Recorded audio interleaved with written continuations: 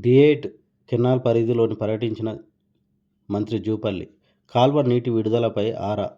ప్రతి నీటి బొట్టును ఒడిసి పట్టాలి, నీటిని వృధా చేయొద్దు, కాల్వలపై అధికారులకు నిరంతరం నిఘా పెట్టాలి. కొల్లాపూర్ కల్వకుర్తి ఎత్తిపోతల పథకంలో భాగంగా నిర్మించిన డి8 కెనాల్ పరిధిలోని కాల్వలను పర్యాటక శాఖ మంత్రి జూపల్లి కృష్ణారావు బైక్పై తిరుగుతూ స్వయంగా పరిశీలించారు. తూడుకుర్తి దగ్గర ప్రధాన కాల్వ నుండి సాకర్పల్లి, ఏదుట్ల, గోపులాపురం కాల్వలను పరిశీలించారు. వైడనింగ్ చేసి ఎస్టిమేషన్ ఎంత అయింది? లాస్ట్ లెవెల్స్ ఎంత డిశ్చార్జ్ పెడుతున్నారు? వైడనింగ్ 60,000 ఎకరాలు డిశ్చార్జ్ 750 క్యూసెక్ 750. ఓకే, 750 ప్లాన్ చేయండి. అప్పుడు ఎంత కావచ్చు? 750 ఎస్టిమేషన్.